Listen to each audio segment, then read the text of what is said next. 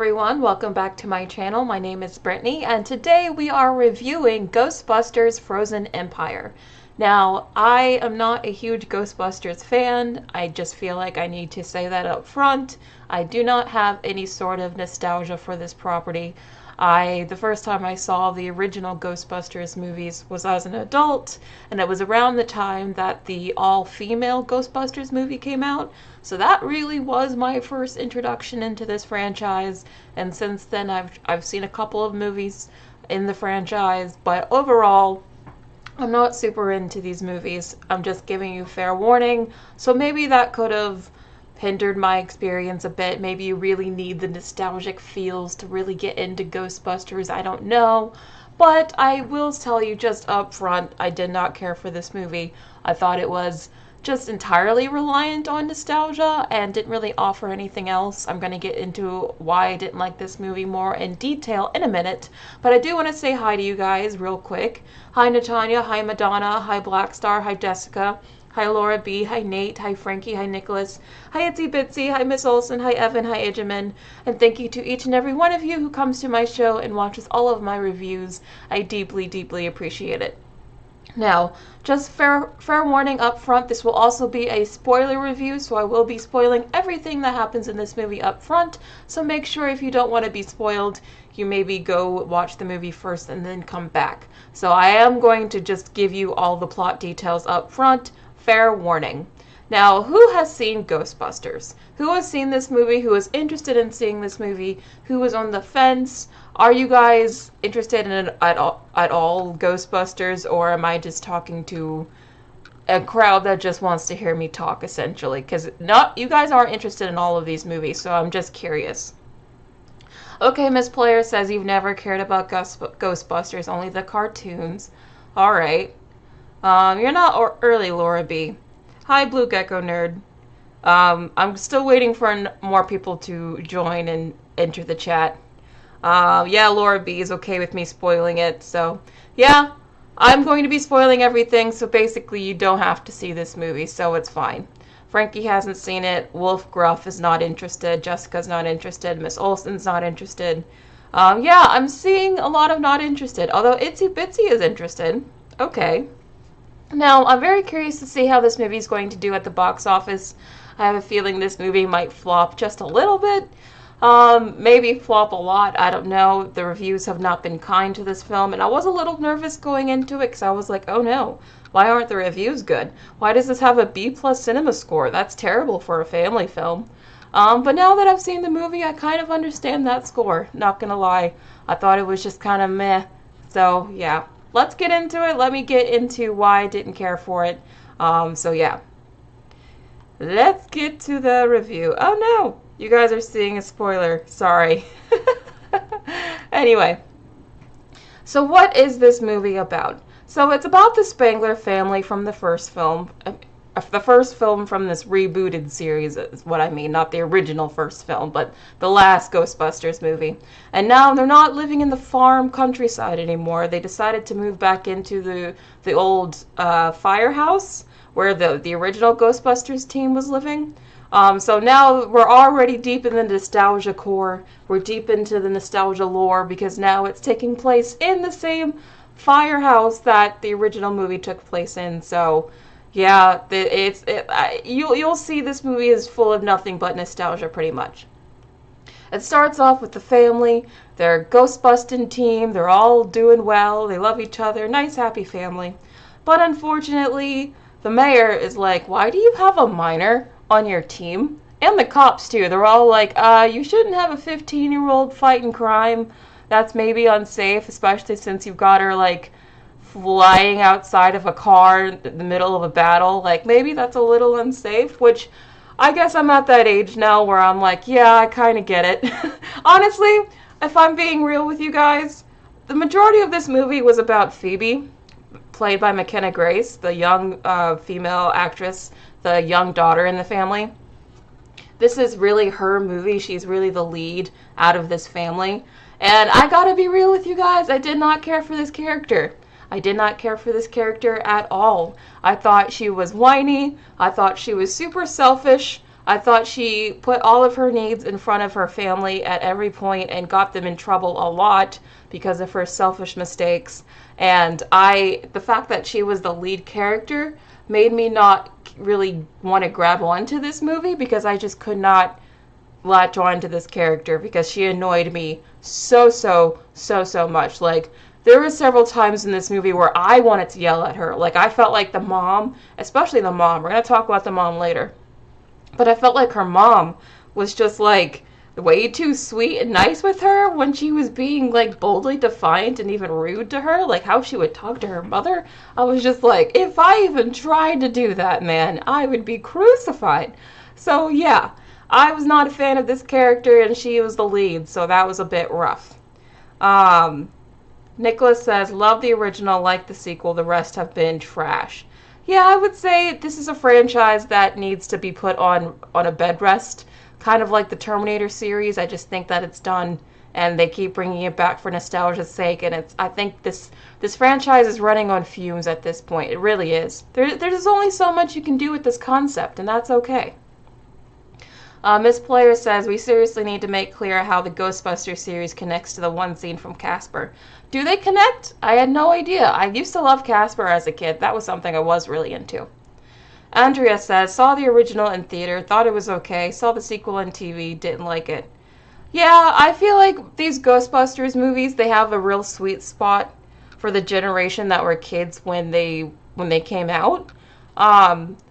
But, like, I don't think that they've really endeared themselves to future generations the way that other franchises have, which is why I think these newer Ghostbusters movies are not, like, setting the world on fire. I mentioned the box office earlier, but I do feel like this movie could potentially flop just because I'm not sensing a lot of interest, not from you guys, not just from anyone that I know.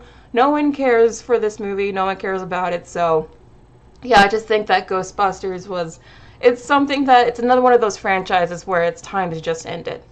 But anyway, so we cut to Kumail Nanjiani, who I always like to see him get work. I'm glad that he keeps getting work just because I do like Kumail Nanjiani. But anyway, even though he's kind of the same thing in every show and movie that he's in, and he's the same way in this one, but it's fine. But anyway, he plays a guy who is selling some of his family heirlooms to Ray, who is running this, like, ancient antiques store, and this ball that he gives to Ray is, like, obviously enchanted, and we later find out, yes, we the audience, but of course because Phoebe is feeling like she has to always defy her parents and prove herself, she goes after to try to find out what's going on with this ball. Because the ball, ever since Ray got a hold of the ball, there's been weird happenings going on in the city. And the reason why she feels like she has to go prove herself is because she was benched early on in the movie because she was so young that the mayor was like, you can't be a Ghostbuster until you're 18. So she's like, I don't care. I'm a kid that knows everything. So I'm going to go try to find out what's going on with this mysterious ball and get into a bunch of crazy trouble just to prove everyone wrong, even though she proves her parents right the entire movie. Sorry, this is one of those movies where, like, the kid is really annoying because they never listen to their parents and they keep making everything worse. This is one of those movies. I hate those kinds of movies because the kid always annoys me. The kid in this movie annoyed me. I'm just saying. Alexander Padilla says, Mckenna Grace always plays annoying characters. I don't think so. I usually like Mckenna Grace. I think she's a phenomenal actress, actually. And you know what? I don't like this character, but I do think Mckenna Grace is playing the character really well. Like, her acting is fine. It's just I don't like how she's written. Fair enough. And I'm going to talk about more in a second why I don't like how this character is written. Some person skywalking says, I was planning on watching Afterlife since it's on Netflix and it's supposedly pretty good. If you're a fan of Ghostbusters, I think you'll like Afterlife. It was better than this one in my opinion. But I still think that one's pretty full of nostalgia as well, but I think the nostalgia's done a bit better. So if you're a fan of Ghostbusters, you'll probably like Afterlife, but I don't think even fans are going to really care for the sequel. But anyway. Oh, you can't say it's unrealistic? That's true, that's true. But anyway, they run into Patton Oswalt, who really has basically nothing to do. There's a lot of characters in this movie that basically have nothing to do. All they're given to do is like maybe one scene of actual importance, and that's it. And this is his one scene of actual importance, and it's to tell Mckenna Grace what to do with the ball and where to go find someone who can help with the ball, essentially. And that's all he does. But he's alright. And then we get to the whole subplot with Phoebe and this ghost girl. Now, this subplot is really what started to make me not like this character, because she does everything stupid in the name of having a crush. Because essentially, because she's been benched and she's not allowed to go on these ghost adventures with the other Ghostbusters, she spends a lot of time alone. And she's at, I guess, some park, and she's playing chess. And she meets this ghost girl there, who's played by this actress here, and they play chess together, even though she's a ghost, and they quickly bond. It's very obvious that she has a crush on this ghost girl, and because she has a crush on this ghost girl, she does whatever this ghost girl says, even though she just kind of comes out of nowhere and seems very suspicious. And lo and behold, we find out that she's secretly working for the bad guy, and the bad guy is this big horny dude who is being unleashed from that ball that I was talking about earlier. And she's basically, the only way that dude could come into the real world is through a human vessel. So the ghost girl is using Phoebe in order to get the evil dude out into the real world. And the whole time the audience is aware of this, right? That she's using her. But yet Phoebe just keeps listening to this girl and defying everything her parents are saying just because she has a crush on this girl. And it's so frustrating because you know that she's getting used. So you're just like, girl, you're just being dumb. And when I say, like, she's being really selfish, at one point, because the mayor is really on the family's ass, basically, he does not like the Ghostbusters. He threatens to even kick them out and, kick them out of their home so they'd be homeless. And if you guys remember the previous Ghostbusters movie, Ghostbusters Afterlife, this family is not made of money. They struggle pretty hard financially. So the fact that they even have this nice apartment would be a big deal for them. But she's willing to threaten them getting kicked out of this place because she wants to prove her worth as a Ghostbuster and impress this ghost girl thing. And I'm just like, girl, what are you doing? What are you actually doing? I'm sorry, she just really annoyed me throughout this entire movie because I felt like she just constantly made the most selfish decision she could, and that really bothered me. Oh, Motion Going, you loved the movie? Well, that's fine. I'm glad that you loved the movie. We can all have differing opinions. That's fine. It's okay, Motion Going. Some person skywalking says, yeah, it sucks when characters are completely oblivious while the audience is aware of what's going on. And that's exactly what was going on with Phoebe. The audience was more in the loop on what was going on than she was, which just made it really frustrating as a viewer. And the whole time I was just like, Phoebe, what are you doing? What are you doing? Miss Player says, after this, Phoebe is considering ditching women altogether and going after guys instead. I have no idea. Wait, leave? What? Oh, sorry. Nicholas says, the only Ghostbusters movie I've seen is the one from 2016, which is something I really need to fix. You know what's funny is I think that 2016 movie was actually a lot of, people's introduction to Ghostbusters that didn't grow up with the original, and I think that was just the wrong movie to introduce people to this franchise, because I think it still has put a lot of a bad taste in a lot of people's mouths, and I think it's affecting the box office of even this rebooted series, even though it has nothing to do with that one. I actually was working at a movie theater when that movie came out, and I remember the drama around that film very, very well. Man, people were very mad about that film. Okay, Motion Going, also love the 2016 movie. I'm so happy for you. That's totally cool. Anyway, so because Phoebe's getting used by this ghost girl, she was able to get the big bad horny dude to basically free himself from this ball, and his goal is to get a ghost army and take over the world, you know, big bad evil stuff that every Dark Lord wants. I mean, he's a pretty generic bad guy. The emphasis is not placed on the villain, it's very much placed on the Spengler family. But anyway, once this bad dude comes out, this is where the Frozen Empire part comes in. He like freezes the whole city. He has like all these ice picks that come out. It's a pretty cool sequence. I do like seeing people running away from the ice dude and seeing the whole city freeze over. The cool thing about him is that he likes it super cold. So he likes it apparently at 0 degrees Kelvin, which is like absolute zero. So this is very dangerous. It makes him very dangerous, and that's where the whole Frozen Empire thing comes in. Of course, everyone has to team up to go fight him, so we get a lot of nostalgia with the original cast coming together, literally suiting up. All of them that are still with us, they're literally all teaming up together. They fight the big bad guy. He loses, the end. That's pretty much what this movie is. It has a very straightforward plot. Nothing you're really going to be surprised by. No surprises at all. It's pretty predictable. And that's why I think I was mostly pretty bored with this movie. Like, honestly, I was so bored in this film that I was even checking how long the film was in the middle of the film, because there was a point where it seemed like the movie was going to go on for a lot longer, and I was like, oh no, I thought we were almost done. So I actually pulled out my phone real stealthy, and I was like, how long is this movie? But I don't usually do that, so that just shows you how bored I was in this film.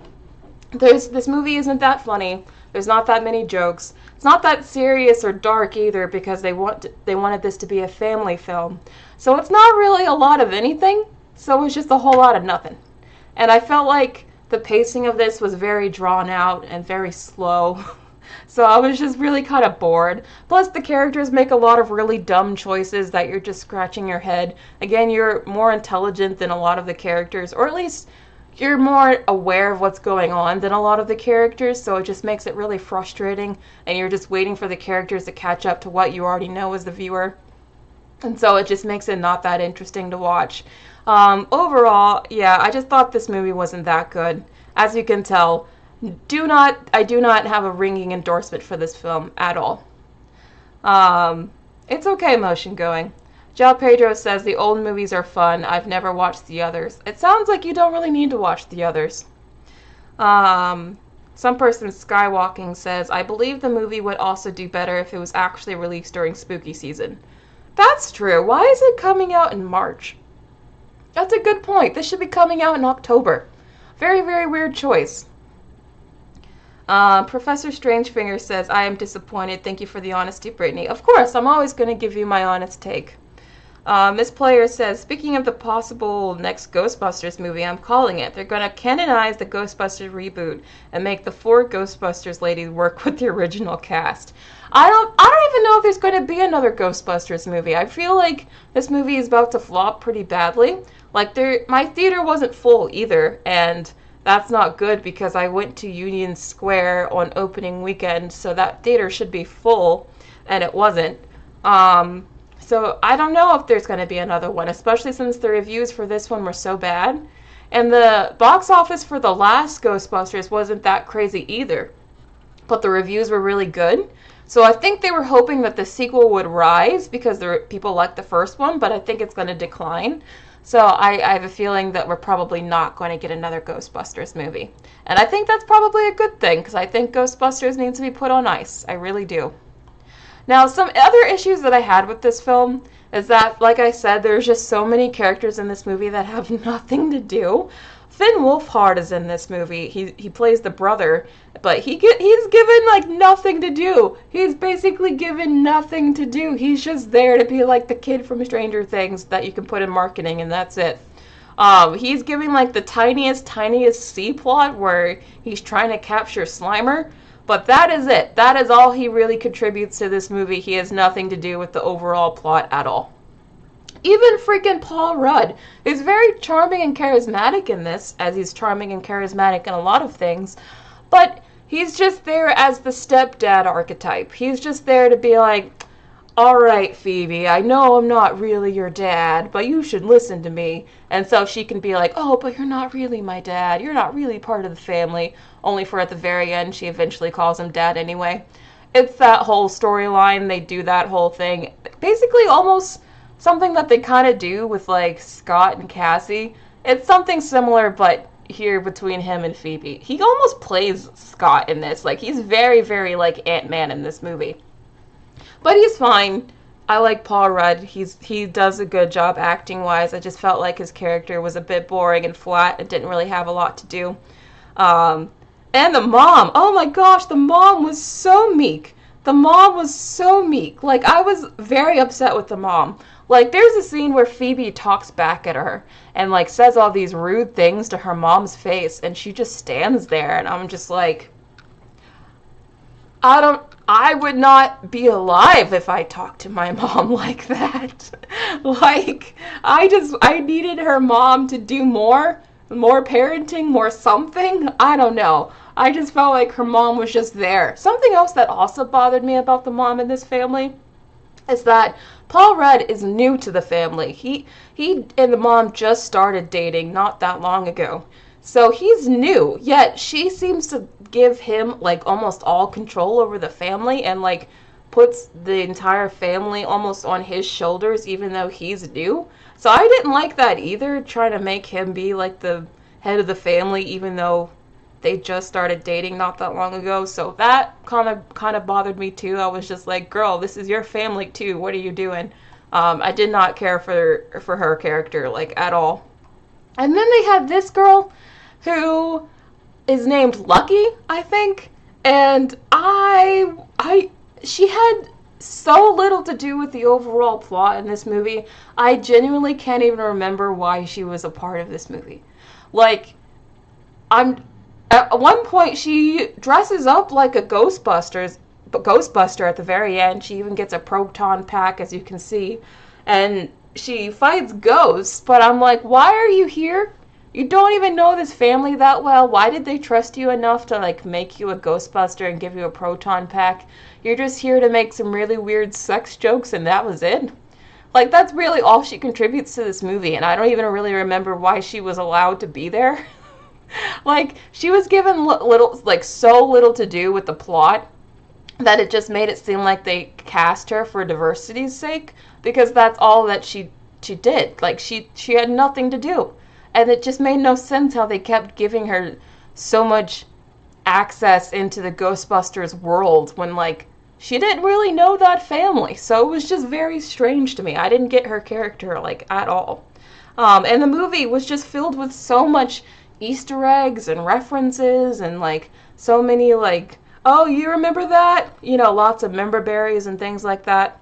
That it was just kind of, as someone who doesn't have a lot of nostalgia for the original, I was just kind of like, okay, I get what you're doing, I get I'm supposed to clap right now or feel something, but I don't. Which is why I feel like these movies kind of demand a certain level of nostalgia in order to be enjoyed, because I don't think that these movies stand on their own without it. I really don't. Do you guys think that these movies can actually stand on their own without nostalgia, or do you think that these are these kinds of films literally you have to have nostalgia in order to enjoy them? Because I would put this movie in the same category, and I know this is going to be controversial because people actually liked this film, but I thought it was a bit and it was the last TMNT movie, the animated one. I thought it was decent. I did like the I liked most of the animation. But as far as plot goes and, like, did it really resonate with me? No, because again, I feel like that's another movie where you have to be a fan of the property to really get into it. This is how I feel about this movie too. I just feel like you really have to be a Ghostbusters, like, fanatic to really care about anything that happens in this movie at all. How do you guys feel? Professor Strangefinger says, too many characters to juggle is something that I heard. They should have edited down to lean a script. Yeah, they did not need to introduce so many of these new characters. Very, very strange, and they don't do anything, like, at all. Laura B says, it's a thing now. that kids are raised to be the parents, friends, there are no boundaries anymore. That's what I've heard from other teachers, and that's very scary and frightening. But honestly, that's kind of how this mom is. She acts like she wants her kids to be her friend or something, because she does not parent. I don't know if it was just me, or if I'm at that age now where I'm like, what are these kids doing? But like, I was like, girl, why are you just letting your child talk to you like that? Like, what are you doing? John Pedro says, I think they should stand without nostalgia, but it seems to be the only reason they exist at all, so I don't know. I mean, I get what you're saying. These movies are supposed to be nostalgia vehicles, but I feel like these, in order to be truly good movies, they gotta stand on their own outside of nostalgia too, and they just don't. They just plainly do not, in my opinion. Okay, Miss Player really liked Mutant Mayhem. That's good. That's good. I know most people really like that. I'm in the minority, but that's fine. I didn't really grab onto it that much. But anyway, as I said, my least favorite thing about this movie was actually the main character. Phoebe, did not care for her. She annoyed the crap out of me. I was just like, what are you doing, girl? I get that you really want to prove yourself, but like every decision, literally every bad thing that happens in this movie is because of her. The whole reason that the bad guy gets out, the whole reason that the city freezes over, is because she made a lot of bad mistakes trying to prove herself and impress the ghost girl. And the very end of the movie, they're like, oh yeah, the whole city is saved because of Phoebe. And I'm like, the city would not have needed saving if it weren't for Phoebe. So, I don't know. She just kind of annoyed me. But anyway, I give this movie a 5.5 out of 10. I was very bored. I was kind of like sleepy during this movie. I was literally checking the time. I feel like there's not a lot of laughs. There's not a lot of tension either. There's not even a lot of scares. So there's not a lot of anything. So it's just kind of coasts on this like level of meh the whole time. So that's why I give this movie a 5.5 out of 10. It's only slightly better than the Magical Negroes movie. Mainly because I don't find it as offensive, but I find it about as just meh. It's just meh. That's how I would describe this movie. Yes, Phoebe Buffay is a lot better.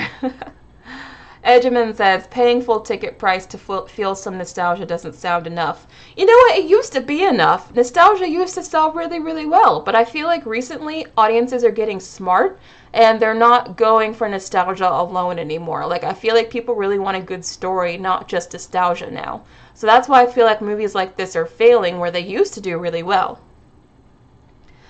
Riaru says meh is why I don't go to the theaters. Yeah, I will tell you guys when a movie is not meh. Like, I thought Dune 2 wasn't meh. That was definitely better than meh. So go see Dune 2, it's still in theaters. But this is just kind of meh.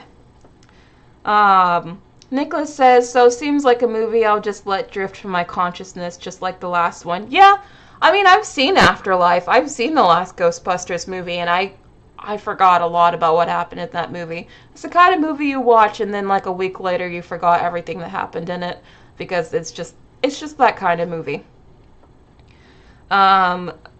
Astronomy says, ever since COVID, people are expecting more from movies to see them in theaters. And I think that's actually pretty valid, especially since moviegoing has gotten so expensive and there's so many other options that you could do at home that are just as cheap or maybe cheaper. So yeah, I totally get it. Speaking of other options though, for next Sunday, I was thinking instead of doing a movie, because the next movie that's coming out in theaters is the Godzilla vs. Kong movie. And after seeing Godzilla -1, I just don't think that movie can compare, not even in the slightest. So I don't really want to see that movie. So I was hoping you guys would rather I review Shogun instead, because I really wanted to watch that show, and you guys have been telling me I should watch that show. So, would you guys rather I watch Shogun or review Godzilla vs. Kong for next week? Because it's going to be one of those two. I prefer Shogun, but I know I usually review movies. So if you guys want the movie instead, please tell me.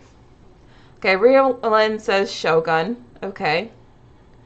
Shogun, Laura B. Alright. Astronomy says, does this movie have any connections to Afterlife besides characters? No, not really. It's just the same characters. You could see this movie if you haven't seen Afterlife, if that's what you're asking. Shogun? Okay, you guys are saying Shogun. Poll? Should I do a poll? Maybe I should do a poll. Can I do a poll? Because sometimes it does not allow me to do polls. I can do a poll. Okay. So, which should I review? Shogun, Godzilla. Alright, there's a poll. Okay, Nicholas, you're cool with either. That's cool. Shogun 100%. That's just with one vote. Okay, Laura B, you watched the first 2 episodes and it was quite interesting. That's good. That's good. Nicholas, they are allowing me to do polls. I just had an issue at one point. Okay, so it seems like so far Shogun is winning in a landslide, so that's what I'm going to review next Sunday. I'm going to review probably the first episode or 2 of Shogun, maybe the whole season if I really get into it. So make sure you're there for next Sunday at 1 p.m. Eastern Standard Time. Of course, this Thursday I will be doing a news show as usual, so make sure you're there this Thursday at 6 p.m. Eastern Standard Time. And I'll see you then. I'll see you on Thursday, guys. Thank you. Bye. Ooh.